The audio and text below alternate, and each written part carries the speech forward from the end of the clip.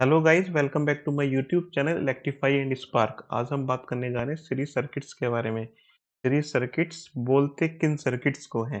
तो चलिए शुरू करते हैं। सीरीज सर्किट्स उन सर्किट्स को बोलते हैं जिन सर्किट्स में जो भी कंपोनेंट्स या एलिमेंट्स हैं वो इस टाइप से एक लाइन में कनेक्ट है, एक ही पाथ में कनेक्ट है कि जो उनमें फ्लो होने वाली करंट है वो सभी में सेम ही फ्लो हो।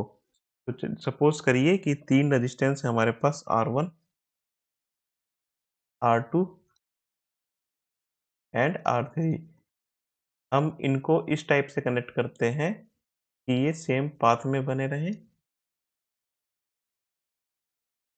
इनके अक्रॉस एक बैटरी V वोल्ट की बैटरी कनेक्ट कर देते हैं। ये हो गई V वोल्ट की बैटरी। तो ये तीनों देख पा रहे हैं आप, R1, R2 एंड R3 तीनों ही एक ही पाथ पे। ये एक सपोज करिए कोई रोड है, तो इस रोड पे ये तीनों रेजिस्टेंस एक ही पाथ पे पड़ रहे हैं और इनमें जो फ्लो होने वाली करंट है वो भी सेम है। जो करंट R1 से फ्लो होगी वही करंट R2 से फ्लो होगी और वही करंट सेम R3 से फ्लो होगी। तो इस टाइप के सर्किट को हम बोलेंगे सीरीज सर्किट्स। तो अब चलिए कैलकुलेट करते हैं, अगर हमें इस सर्किट का टोटल रेजिस्टेंस निकालना हो तो वो कैसे निकालेंगे। तो हम देख लेते हैं। सपोज करते हैं कि R1 जो रेजिस्टेंस है उस पे वोल्टेज है V1, R2 पे है V2 एंड R3 पे है V3। अब हमें क्या कैलकुलेट करना है? टोटल रेजिस्टेंस सपोज करो जो सर्किट का है वो क्या है, R। टोटल वोल्टेज हो गया V और टोटल करंट हो गया I। अब ये वोल्टेज जो है V, यही R1, R2 एंड R3 पर ड्रॉप हो रहा है V1, V2 एंड V3 की फॉर्म में। तो टोटल वोल्टेज कितना हो गया? V equal to V1 plus के V2 प्लस के V3। अब ओम्स लॉ से हमने देखा था कि V इक्वल टू क्या होता है, IR। तो यहाँ पे अगर हमें V1 कैलकुलेट करना है तो V1 क्या होगा?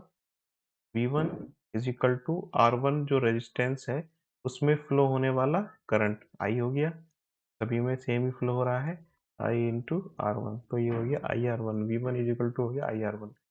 तो यहाँ पे हम IR1 लिख देते हैं। ऐसे ही सेम V2 हो गया IR2 ओम्स लॉ से। V3 भी हो गया IR3। I कॉमन है, इसका I को कॉमन ले लेते हैं। R1 प्लस के R2 प्लस के R3। I को अगर V के नीचे लेके जाएं, V upon I is equal to हो गया R1 प्लस के R2 प्लस के R3। अब ये V अपॉन आई क्या हो गया? ओम्स लॉ से अगर हम देखें, हमारे पास टोटल रेजिस्टेंस R है, टोटल वोल्टेज V है, टोटल करंट I है, तो R इज इक्वल टू हो गया V अपॉन आई। तो ये हो गया हमारा टोटल सर्किट का टोटल रेजिस्टेंस। तो यहाँ से हम क्या देखेंगे? V अपॉन आई को हम लिख सकते हैं रेजिस्टेंस R, सर्किट का टोटल रेजिस्टेंस। तो ये हो गया R1 प्लस के R2 प्लस के R3। तो ये हमारे पास एक फॉर्मूला आ गया, जब रजिस्टर सीरीज में कनेक्टेड हो तो उनका टोटल रेजिस्टेंस कैलकुलेट करने का।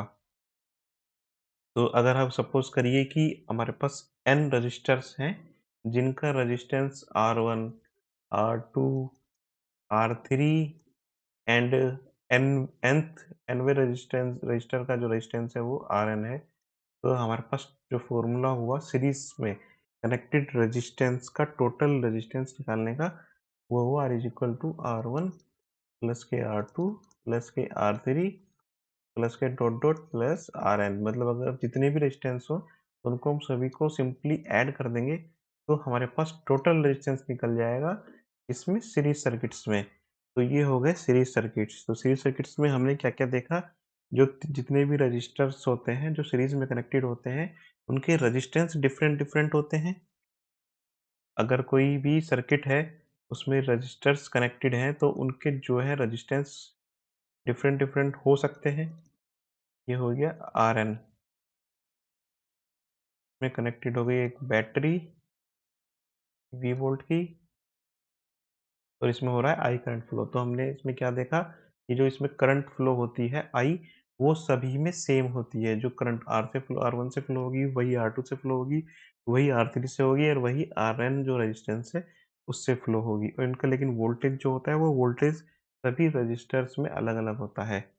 इसमें V1 होगा, V2 होगा, V3 होगा और Vn होगा।